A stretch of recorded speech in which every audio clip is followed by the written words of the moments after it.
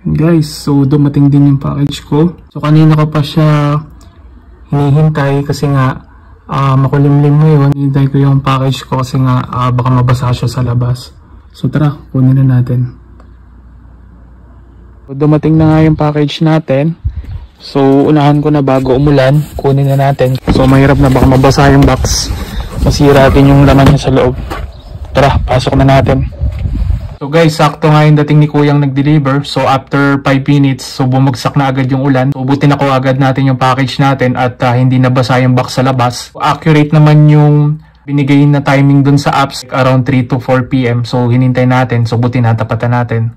So tara, unbox na natin. So yo guys, eto na yung package na hinihintay ko from Amazon. Ang laman nga pala nito is cellphone stand holder. So isa sa mga tools na ginagamit ko sa pagbablog. So, open na natin.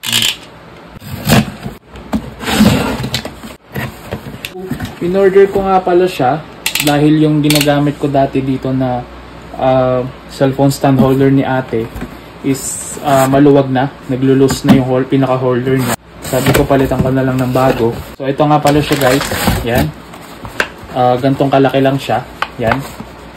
May kasama pala siyang ito, in-order ko din. So, dalawang package yung dumating sa akin. So, magkasama lang siya sa isang box. So, ito yung pillow cover na in-order natin. So, yung punda dun sa king size na binili ni ate na unan para sa akin. Yan. So, lagay ko lang muna dito. Yan. Yan. So, ito yung manual niya. Yan. So, ito yung itsura niya. Yan. Meron siyang kasama na remote control dito na maliit. Yan. So, battery operated siya. Pwede kang mag-capture ng picture kahit na malayo dito sa cellphone holder. Pwede rin tayo mag-recording ng video gamit dito. So, pwede mo siyang i-play and pause. Ang ganda. So, perfect for vlogging siya. Yan.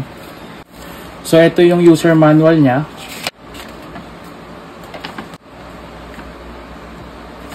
So, check pala natin yung remote niya kung gumagana. May kasama na siyang battery. So, ayan. So, goods naman. Gumagana naman siya. So, try natin siya mamaya. Ayan. So, isa sa mga reason kung bakit kanina ko pa hinihintay itong item na to, yung package natin na dumating. Kasi nga, baka maulan. So, may tendency na mabasa yung box and maapektuhan yung item sa loob. Kagaya nga nito. And baka masira siya. So, buti na abutan natin. So, try natin.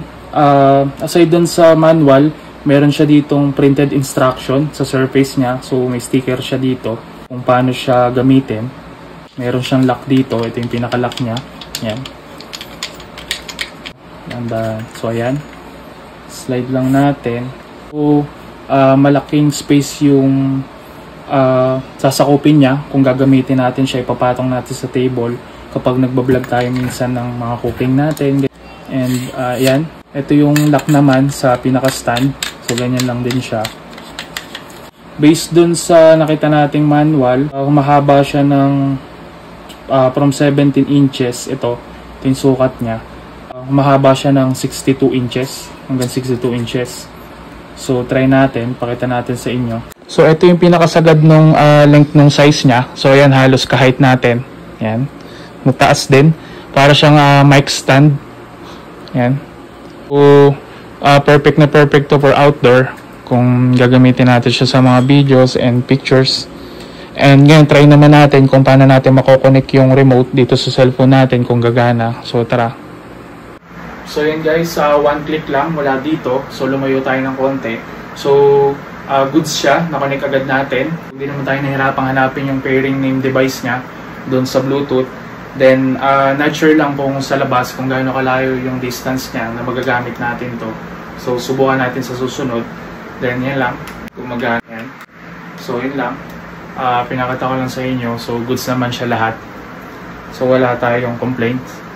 So, dapat nga pala, ito lang yung orderin natin. So, since $20 lang siya, kapag itong item alone lang yung bibili natin, meron siyang additional delivery charge fee na around $13 to $14. So, kaya naisipan ko na isabay ko na yung pillow cover. Ito.